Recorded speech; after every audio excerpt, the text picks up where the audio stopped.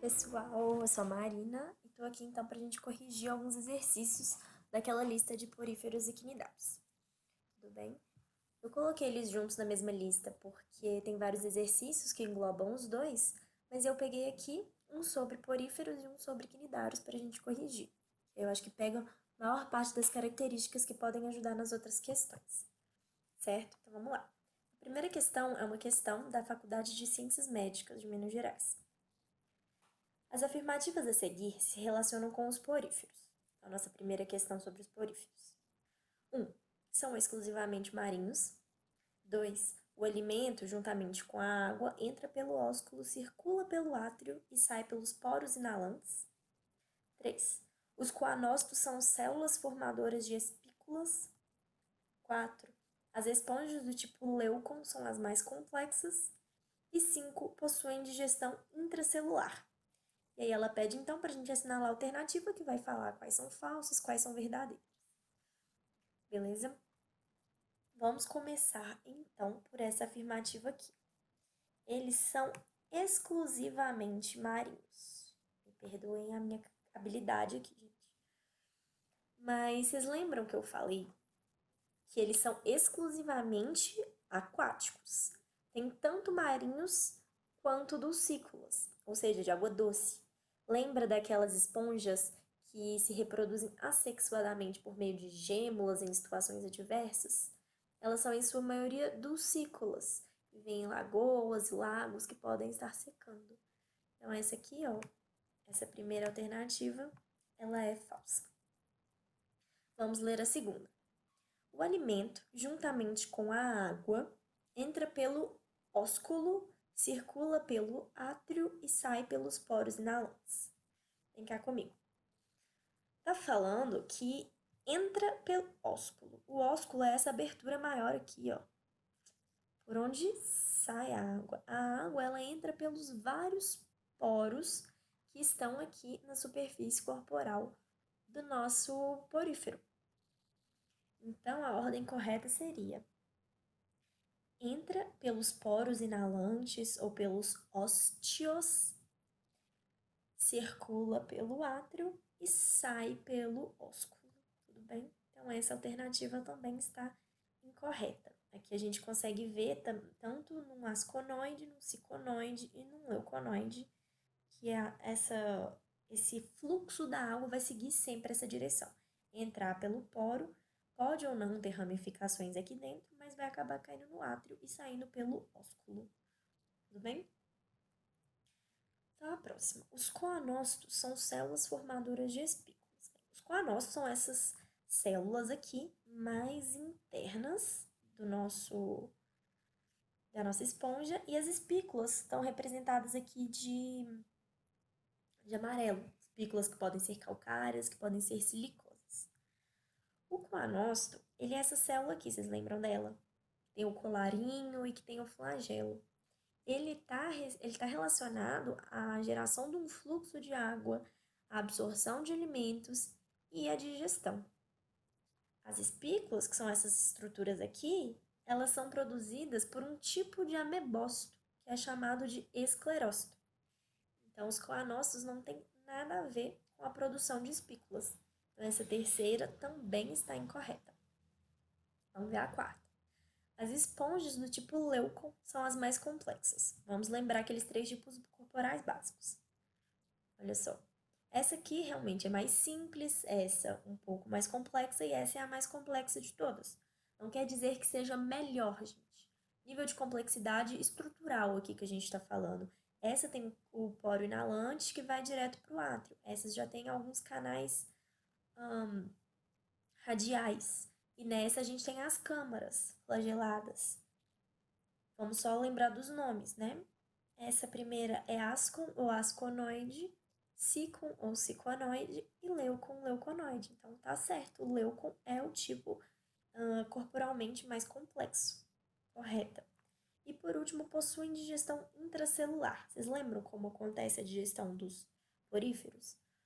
Os coanócitos, eles filtram as partículas, absorvem aqui, né, por endocitose e realizam a digestão dessas partículas. Os poríferos, eles só têm digestão intracelular. Eles não têm digestão extracelular, correto? Então, dentre essas nossas alternativas, apenas a 4 e a 5 estão corretas. Letra E. Beleza? Então, essa foi a nossa questão de porífero. Ela traz várias questões sobre eles que eu acho que com essa resolução vocês vão conseguir resolver as outras. Se permanecer dúvida, não tem problema, pode tirar. E agora, então, vamos para a nossa questão de quinidários. É uma questão da PUC, a Pontífice Universidade Católica, né, do Paraná. Vamos lá. Em relação ao fílum quinidária, foram feitas as seguintes proposições, na mesma ideia, né, de proposições verdadeiras ou falsas essa questão. 1. Os quinidários são aquáticos, diblásticos, com simetria radial, sendo encontradas em duas formas, pólipos e medusas.